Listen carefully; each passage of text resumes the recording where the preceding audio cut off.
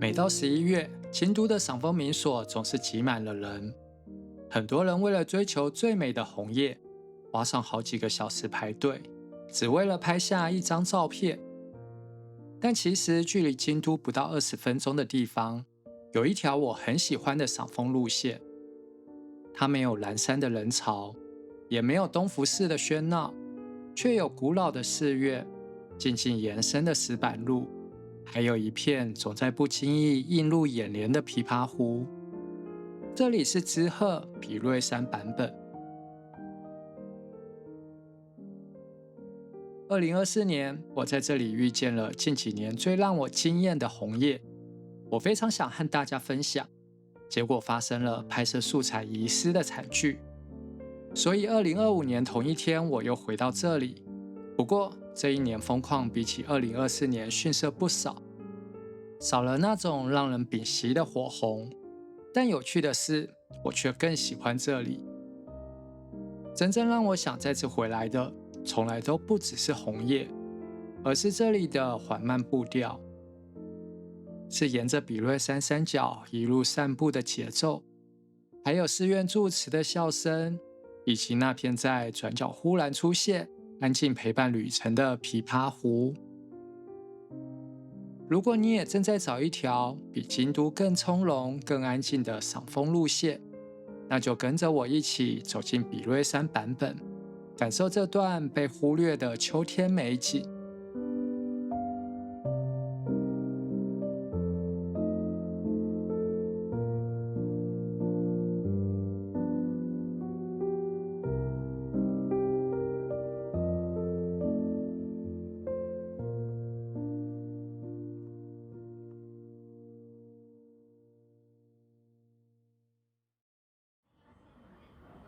坐 JR 到比叡山版本，或是坐輕板電車到版本比叡山口，出站後往上坡走，就會到舊竹林院。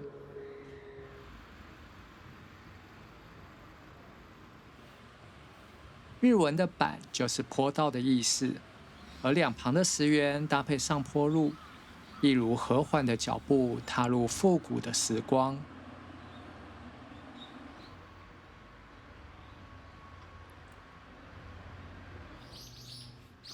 進入舊竹林院，先不急着走進庭園，而是在正殿裡坐着休息。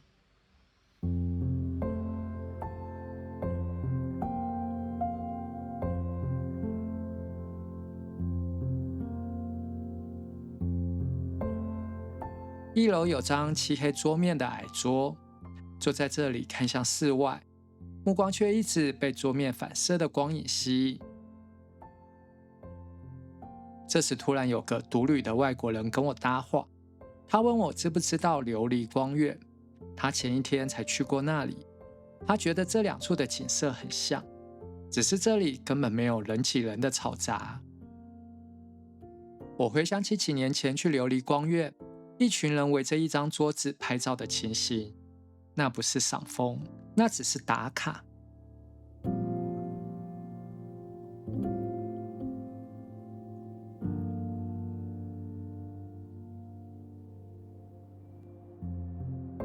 走上2樓，中間的位置同樣有張矮桌，但是這裡的視野和反射的角度更好了。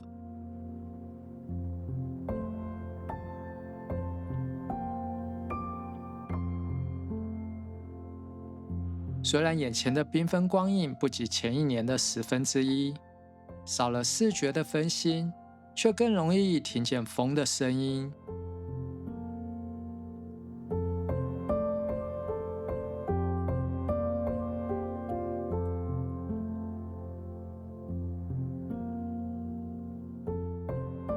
走進庭園，很自然就放慢了呼吸，地上的苔蘚像是提醒放緩的腳步。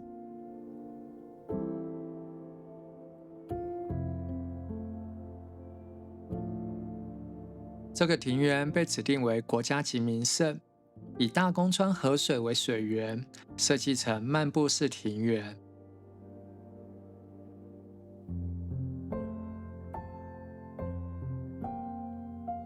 街景後方的山體圍繞人工山丘、瀑布和石雕，中間還有間小茶室，層次豐富的構圖讓人捨不得離開。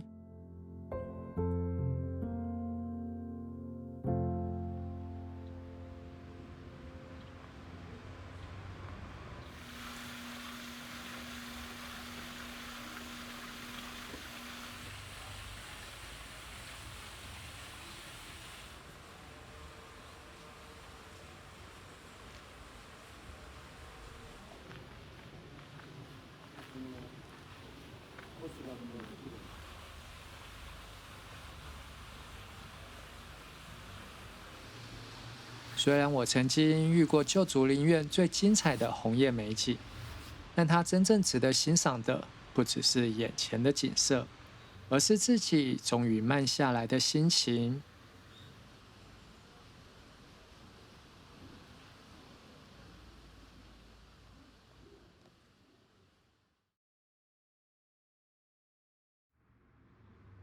順着石板路慢慢走着，轉過一個路口，日吉大社便靜靜出現在眼前。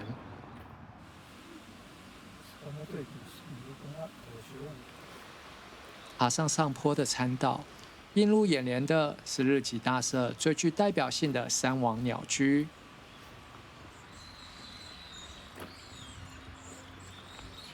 和常見的鳥居很不一樣，它上方多了一道屋頂的設計，好像替這座神社撐起了一片歲月，也成了版本最容易辨認的風景。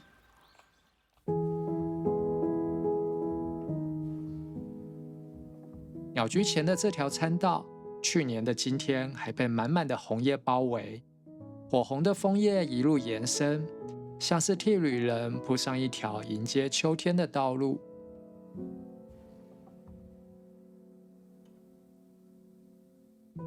雖然今年的參道不再火紅，走在上面還是一樣很舒服。陽光穿過樹梢，那些人留在樹上的楓葉，有着染着深紅，有着泛着金黃，在光線裡忽明忽暗。這是一種即將告別秋天的時候才會出現的溫柔光影。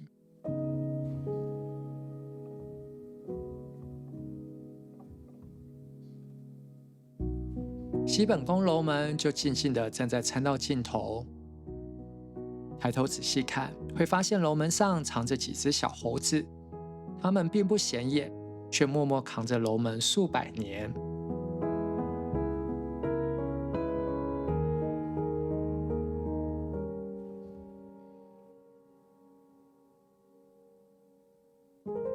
春夏秋冬不停更替，紅葉每年都會盛開凋落，只有這幾隻小猴子始終守護着這座古老的神社。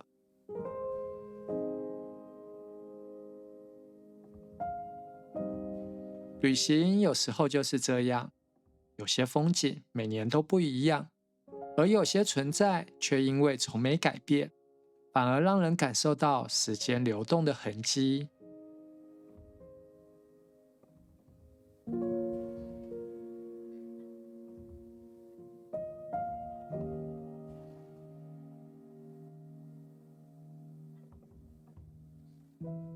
這裡是全日本3800處日吉、日支山王神社的總本宮，地位雖然崇高，但西本宮卻不會太熱鬧。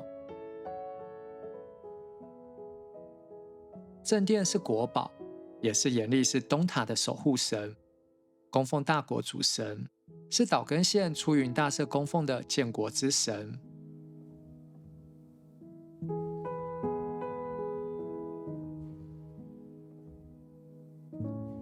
境內有很多猴子的裝飾，猴子在這裡不但是神明的使者，也被視為驅魔的象徵。神元的發音馬薩魯念起來很像魔鬼離開，所以帶着神元的繪馬或御守，能帶來消災解厄的好運。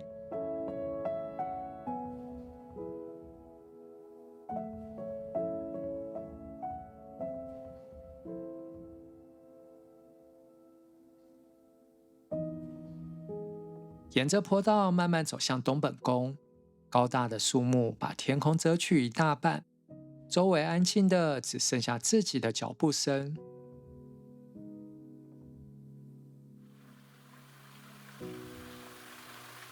比瑞山版本這一區的節奏就是這麼張弛有度，不是一直把最美的風景攤在眼前，而是在每一次轉彎、每一段石階之間，慢慢把旅行帶進更深的寧靜。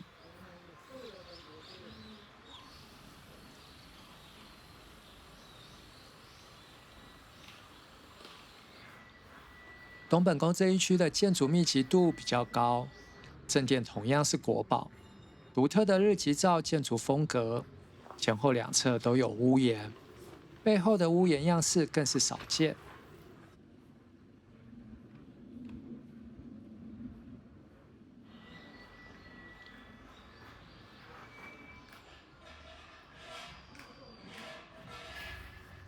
這裡有2棵很有趣的椰樹，一棵為女性祈求幸福，另一棵為男性祈求善緣。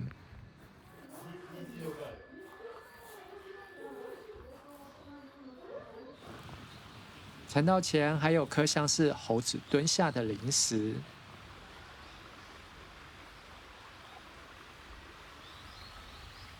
神殿、古木、靈石，空間中散發一股力量，即使不用提醒，也會很自然地放慢腳步，放低音量，不用刻意就能融入這裡的寧靜氣氛裡。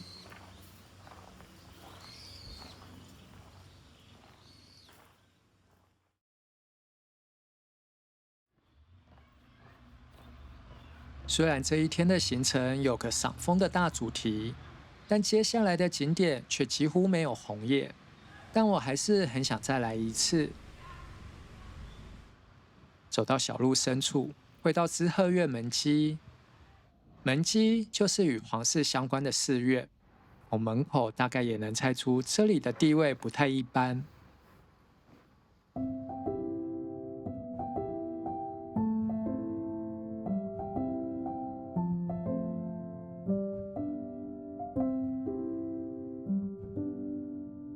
這裡最讓我懷念的是小堀遠州建造的庭園。狹長的池泉庭園由石頭堆砌成龜鶴的形象，帶有蓬萊的祈福意涵。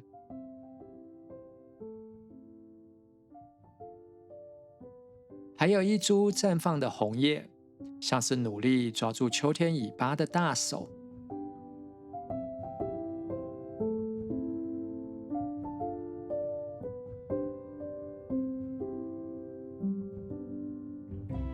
坐在長廊欣賞庭園時，不遠不近的地方傳來一股吆喝聲，不是遊客，而是旁邊比瑞山高校棒球隊的練習生。寺院那麼安靜，卻不時傳來少年充滿朝氣的呼喊。照理說，這2種氛圍應該很衝突，不過我卻覺得很有趣。古老的寺院靜靜守着100年的時光，而牆的另一頭，青春正熱烈地在奔跑。這不就是熱血的青春連續劇，真實的在身邊上演嗎？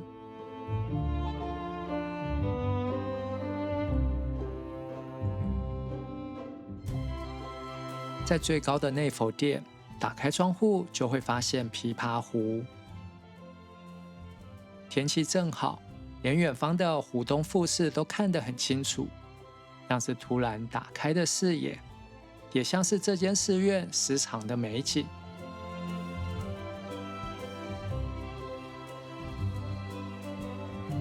這裡還可以欣賞到很多古董，甚至有一盞和延曆寺一樣的不滅明燈。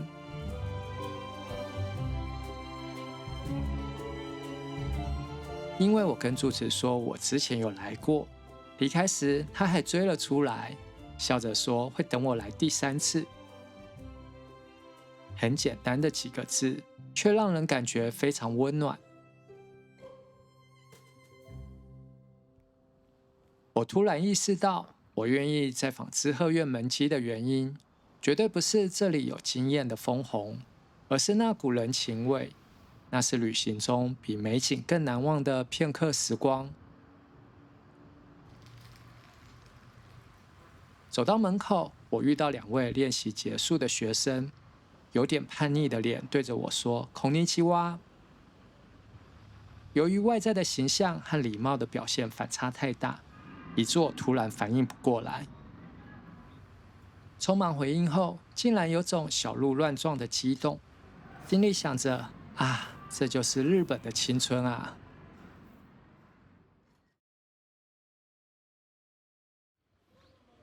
走回版本的主要道路，對面的石牆後面藏着一間小寺院綠月。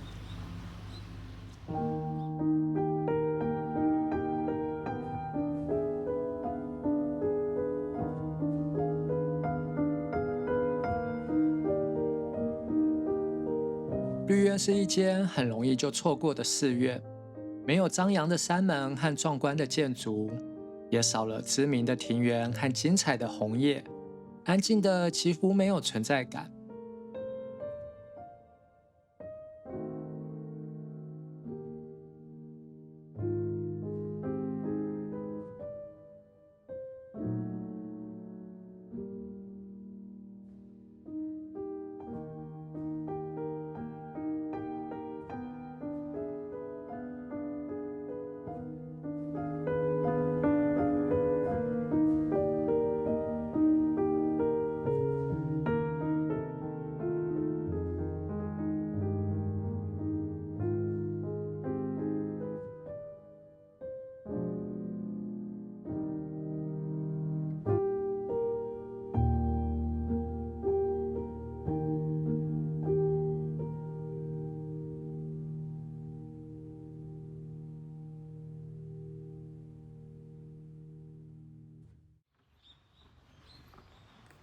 沿着坡道繼續往上走，我要前往今天的最後一個景點——西教寺。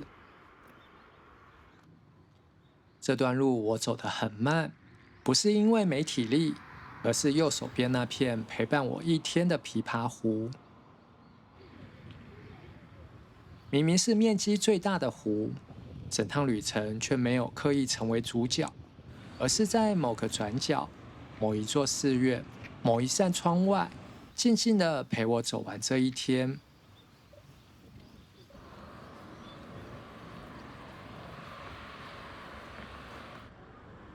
西教寺絕對是我2024年印象最深的紅葉名所之一，可惜2025年已經沒了那種鋪天蓋地的火紅。不過，即使少了楓紅，西教寺仍然是很值得專程過來參觀。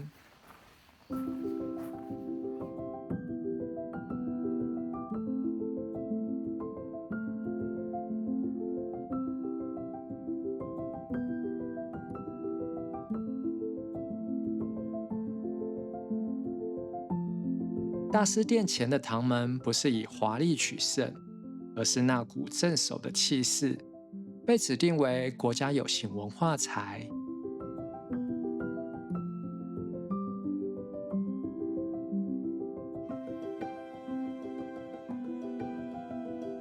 最棒的是，這裡有個欣賞琵琶湖的無敵視野，遠眺的視角，一如回望這一整天行程的感動。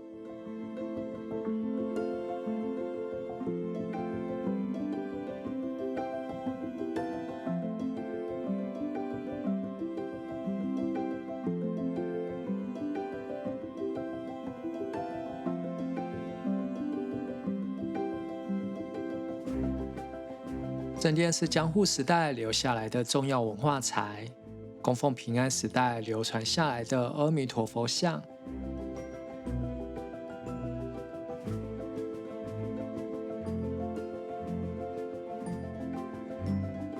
為什麼西教寺沒有了紅葉，還是很吸引我呢？木造建築的線條，庭園的留白，石階的高低起伏，每一處都像是經過細細推敲，都能感受到對細節的用心。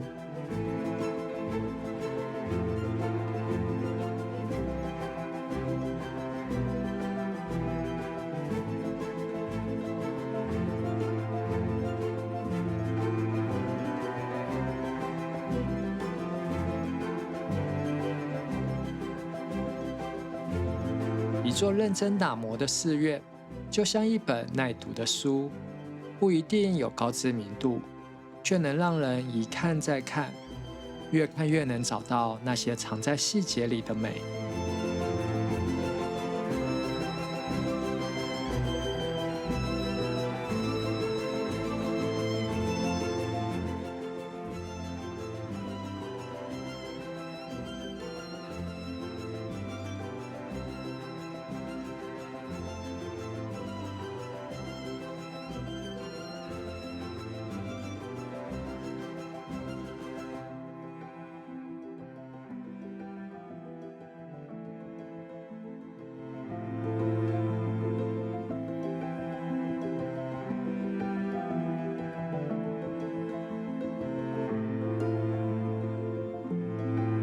回到赤石門，這裡還有密集的楓紅，勾起了前一年的回憶。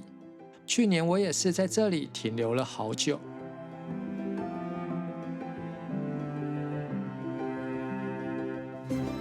但是過了今天之後，比瑞山版本的記憶還多了祝詞送別的笑容、棒球少年的問候，還有閃着微光的琵琶湖。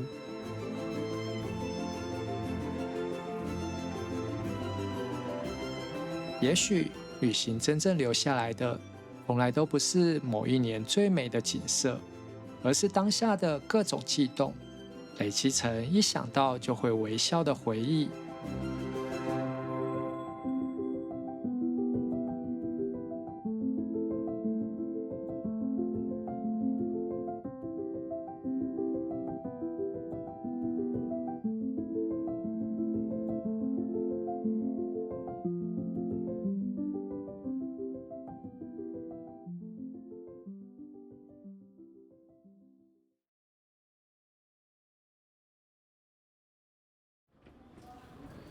夏日的花火還沒結束，你是不是和我一樣，要開始準備秋日的賞楓行程了呢？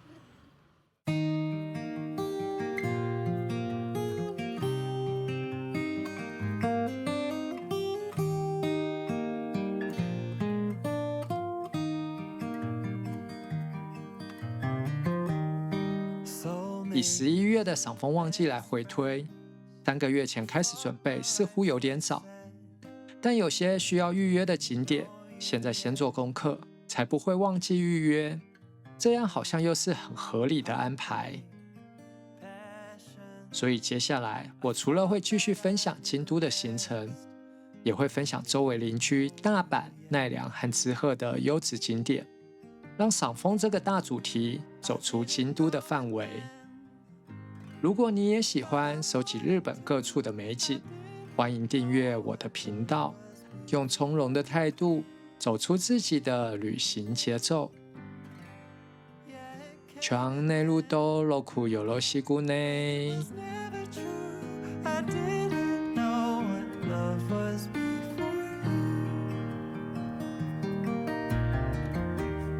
Slow danced in rain, laid petals on the floor.